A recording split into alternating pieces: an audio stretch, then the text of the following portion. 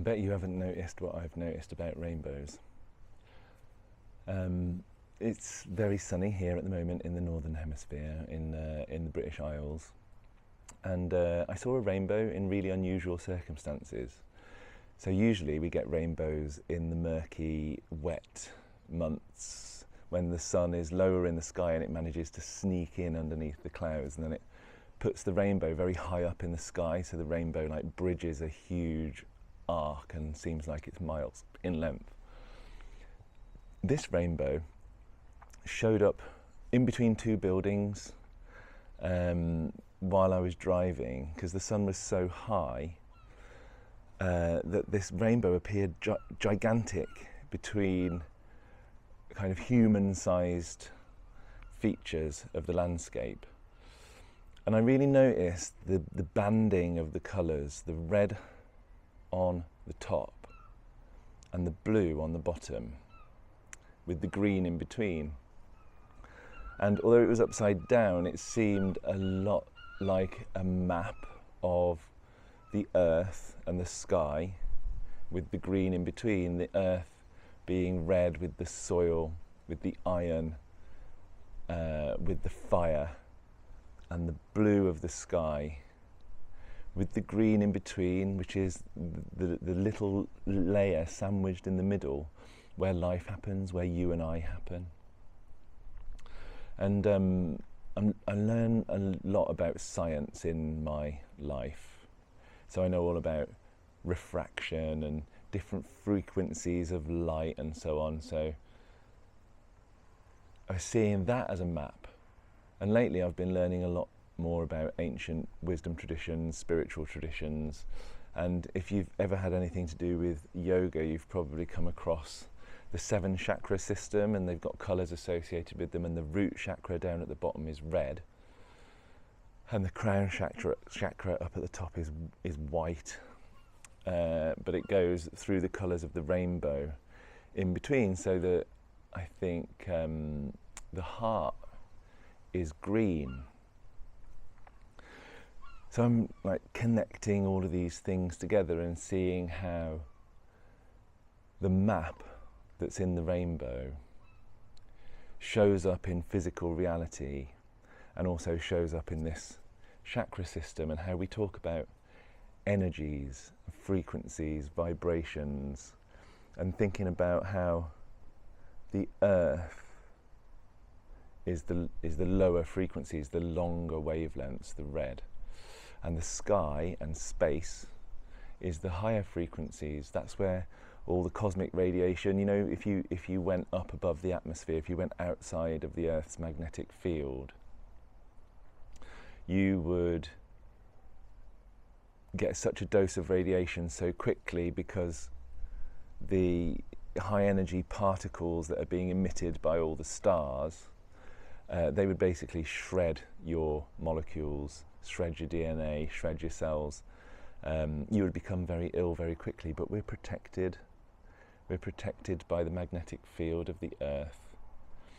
And isn't it fascinating the way that these maps, you know, there's the phrase as above, so below, or like what happens at one scale happens at another. There's a fractal kind of nature to everything. We've got seasonal cycles, and then we've got phases of our lives that show up the same. I don't know about you, but I've definitely experienced my life as a few years of growth, a few years of kind of summer harvesting, and then a decline, and then a winter where there's nothing much going on, it's very introspective, and then the cycle takes off again. So where do you see maps? You might not believe yourself to be a poet, but I'm encouraging you to make metaphorical meaning, because the meaning that you make from a rainbow, or the meaning that you make from the chakra systems, or the meaning that you make from lyrics in a song, or a poem that you might read, or a particular sequence of events that you know isn't directly telling you such and such. It's not telling you about a relationship that you've got, or it's not telling you about a decision that you should make in your life.